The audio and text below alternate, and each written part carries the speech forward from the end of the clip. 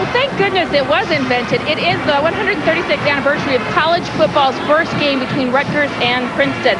And to commemorate that, you'll notice this Saturday, all of the coaches in Division I and even all of the referees are going to be wearing pins that say National College Football Day.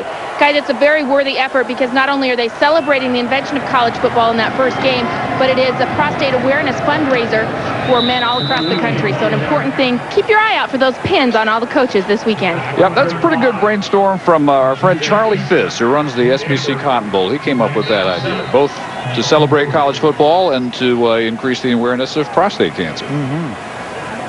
Got one at the house. Shelley Poe of West Virginia handed us one here today. Of course, you know, everybody here in the booth is taking our pins, but they're collector's items. 2nd and 7, White. Still on the ground. West Virginia has thrown the ball only 14 times tonight. White is 6 of 14 for 56 yards and a touchdown. With a score like this, you'd think they're around 400 total yards. They're not, only because they had so many short fields in the first half. They're 232 yards because they had 20, 25 yards time after time after UConn turnovers in a couple of instances. A Brown interception, a Brockington fumble. That pass is deflected and picked off by the Huskies. And in the open field, Danny Lansana on the return. Pat White with the interception. And Lansana, the sophomore from Harrisburg, Pennsylvania, has his second pick of the year. And all right, so you got a little momentum here for Connecticut. Tip ball, Lansana going to it, sees it, going the other direction. And you know, do you agree that Connecticut's playing hard still? Give them that. Yep. Yeah, I give them that. I mean, it may not be total execution, but at least they're still flying to the ball. They're trying to get there. Give Dan Davis the deflection, too, that made the interception possible for Lansana. So 1st and 10 at the 24-yard line.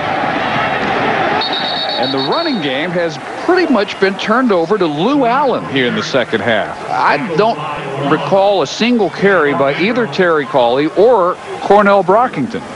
And you know what, let's just see if we can find anything here. But Reed right here, if he goes this way, the runner's eyes have to work back. Let's see what happens here.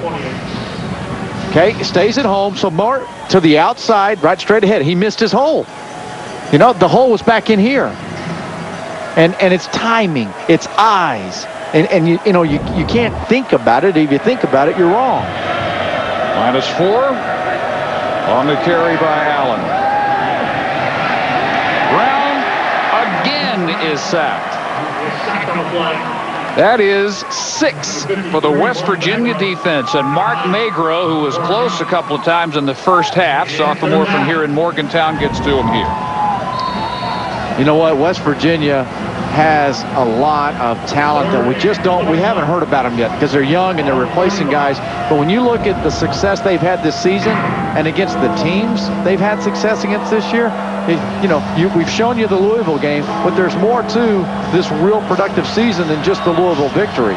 Last year at this time, for the entire season, the West Virginia defense had recorded 6 sacks. 6 tonight, up to 24 for the year. Brown keeping, slipping at the 29. And it'll be 4th and 20. And you know, when you talk about the opponents that West Virginia has played and who they've beaten, I'm very impressed. Rutgers, for instance. You know, here's Syracuse opening the season.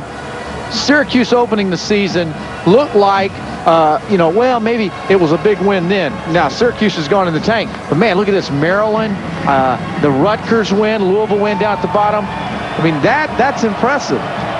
Who would have thought that the second most impressive win on that schedule would be Rutgers?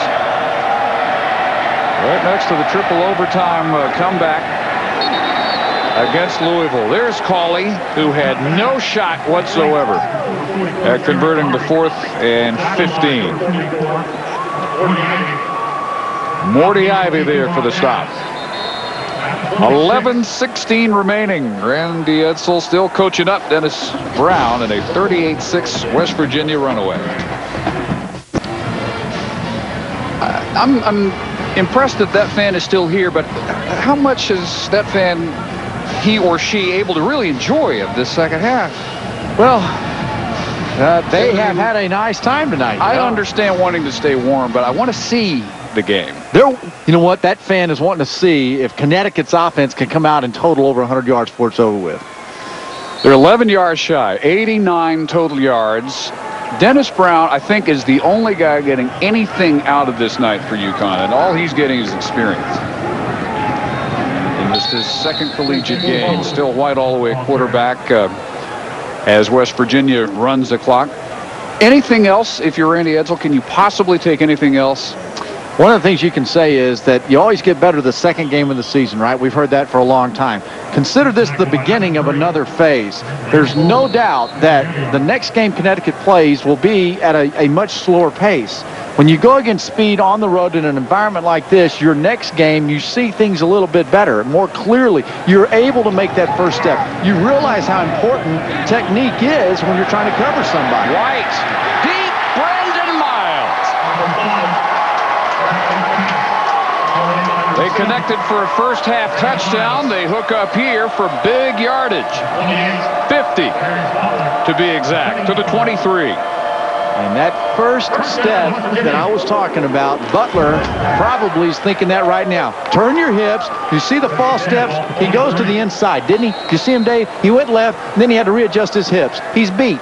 You're beat when you mess up like that. Now, these little steps, these little things they'll take from this game here can point to how you have to play if you want to be a top program. White shows one more gift he has, the big arm. Jason Colson on the carry as Steve Slayton's taken the second half off. It's another good name, good player.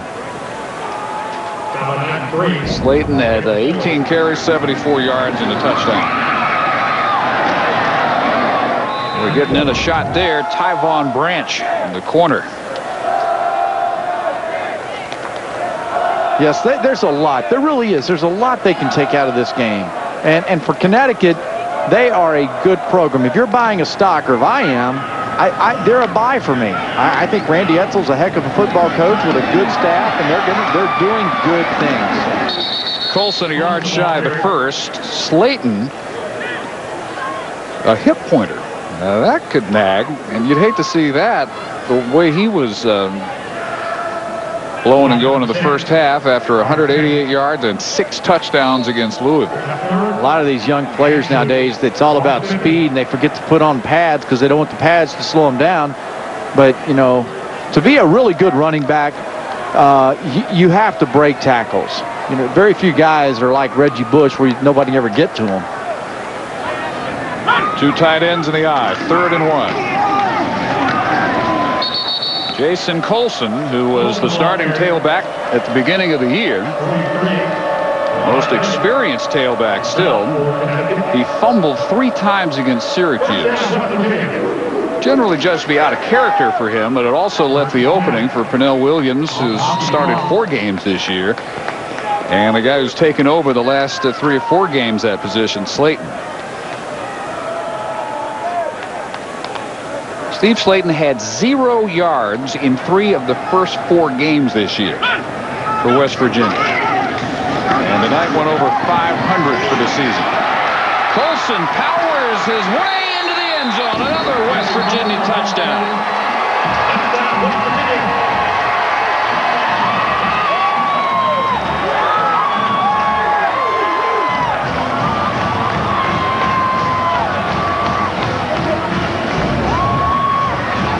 Leg drive, you better get to the ball carrier's legs and stop his momentum. Up high doesn't work. Tackling football is the worst thing you can do defensively, and there's another lesson you learn.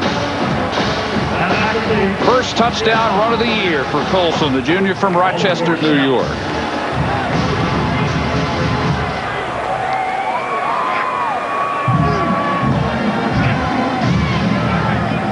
Extra point good by McAfee.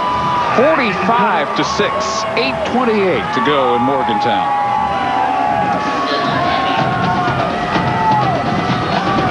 Year and 4-0 in the Big East. You know, beginning of this year, after Miami, Virginia Tech, Boston College all migrated from the Big East to the ACC. Lots of people, I would say the vast majority in college football, stopped thinking of the Big East as a truly major conference. Pretty major return by Courtney Robinson. And the clear banner holder continues to be West Virginia, which had co-championships last 2 years. The thing to watch now as a conference is, can they hang on to a top 6 rankings? Because that's continually evaluated, and as long as they're in that top 6, they're going to hang on to what a lot of people think they were in danger of losing, and that is the automatic spot in the BCS rotation. Pater Von Harten, senior from Marlboro, New Jersey, is on for Dennis Brown. And Brandon Young was the intended receiver. It's DJ Hernandez, bad wrist and all. Rather than Von Harten, Hernandez from Bristol, Connecticut, injured the wrist against Cincinnati. Still has a pin in it. Hey, you know, back on that Big East deal, and the perception of the Big East prior to the departures of those schools was never great. And so there really has been this debate about, you know, should they be one of the top 6 and get an automatic? And nice little throw there and catch. Dan Murray brought it in, got a foot down. Yeah, but you know how I really believe this year, Dave, and there are a lot of Big East fans who think that I don't like the Big East. That's not the case.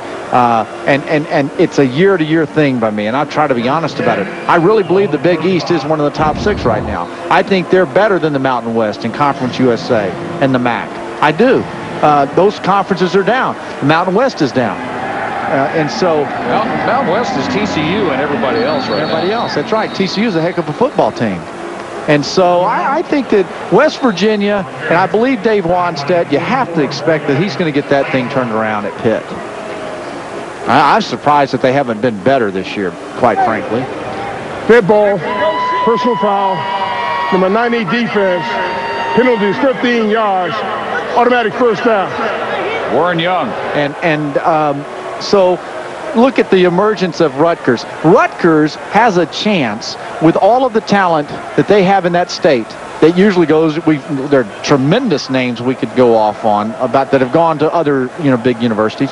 If he can keep those kids, Rutgers maybe is the guy that comes in and really saves the conference. They've been saying that forever, but it might finally be happening for them. They're bowl eligible for the first time in 27 years.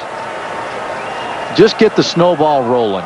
A lot of schools can't get it going. And right now, Rutgers has it rolling. And if they can take advantage of this and have some success recruiting this year and keep it up, who's to say? Because West Virginia is a good football team. And Rich Rodriguez has it going. Hernandez out of the 18. Big East sends teams to the Insight, Meineke Car Care, Gator, and the automatic BCS bowl bid.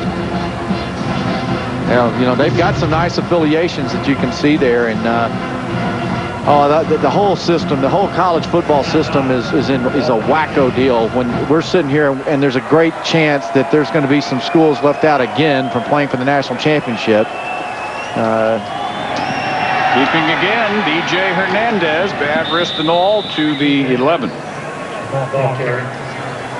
Well, if you have the +1 system installed last year, Auburn gets a shot at playing the winner of what went down as the national title game, USC over Oklahoma. +1 obviously not going to happen for the immediate future, and so with the undefeated still out there, USC, Texas, Virginia Tech, UCLA, Alabama, the odds grow the later we get into the season that there might be 3 or more still standing by the end of the year. Well, at least in the Pac-10, both USC and UCLA won't make it through. No. So let's say USC, Texas, Virginia Tech, and Alabama remain undefeated. How cool would that be?